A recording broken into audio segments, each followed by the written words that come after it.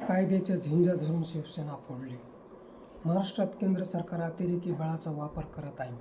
शिवसेना फोडण्याचे 90% हिंदुस्थानी लोकांना पटलेले नाही. गुणरत्ने सदावर्तेसारखा माणूस ठाकरेंची बाजू उचलून धरत असेल तर 99% भाजपवाल्यांना सुद्धा पटले नाही असेच म्हटले पाहिजे.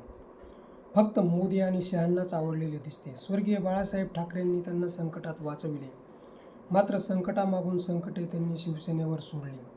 ठाकरे किंवा शिवसेना संकटांना अजिबात घाबरत नाही, पण त्यांनी पोलीस संरक्षणात सर्व सरकारी यंत्रणा ठाकरेंना खिंडीत रोखण्यास धाडल्या.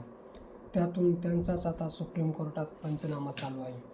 या पापात आम्ही सामील होणार नाही असे मोदी शहा सोडून सर्व भाजपवाले सांगत आहे. कोर्टाला फाट्यावर मारून मोदी शहा निर्णय फिरवत असल्याचे अनेक दाखले समोर आले आहे. पण लोकांच्या विरोधाचं काय? मिंदे फुटले इथपर्यंत ठीक होते. 6 खासदार फोडून त्यांनी आपलेच हात विस्तवावर ठेवले आहेत. सत्ता असून सर्व कुशल नसते. लोक सत्तेचा सारीपाट केव्हाही फिरवू शकतात. शहांना पंतप्रधान होण्याची घाई आहे. आपल्याच कर्माने वाटेत खिळे ठोकलेत. सदावर्ते हाच सर्वात मोठा पुरावा होय.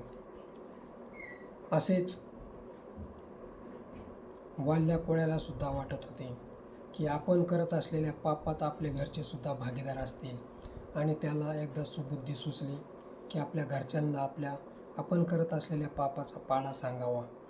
म्हणून त्यांनी घरच्यांना, मुले व पत्नीला विचारले की मी जे रोज दरोडे टाकतो, खून करतो, ते पापच आहे. त्या पापात तुम्ही भागीदार आहात काय? त्यामुळे त्यांनी सरळ काखा वर केले आणि सांगितले, तुम्ही करत असलेल्या पापाचे भागीदार आम्ही होणार नाही. त्या पापाचे गाठोडे तुमच्याच डोक्यावर पडणार आहे.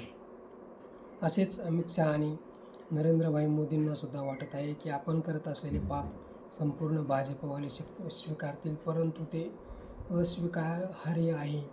आणि तसे भाजपाच्या गोटात सुद्धा सर्वांना वाटत आहे की मोदी आणि शहा करत असलेले पाप आपण आपल्या माथ्यावर मारण्याची आवश्यकता नाही. तसे काही घडण्याची कोणतीच शक्यता नाही, असे राज ठाकरे यांनी बोलून दाखवले आहे की 2029ला अमित शहांना कुठल्याही परिस्थितीत पंतप्रधान व्हायचे आहे. परंतु 90% भारतीयांचा, हिंदुस्थानींचा विरोध हे सर्व काही सांगून जातो. मित्रो, हा व्हिडिओ कसा वाटला ते कमेंट बॉक्समध्ये सांगा आणि ॲक्शन मराठी चॅनलला सबस्क्राईब करा. आणि शिवसेना फोडण्याचे पाप हे कोणाच्या माथ्यावर पडायला पाहिजे तेही कमेंटमध्ये लिहायला विसरू नका.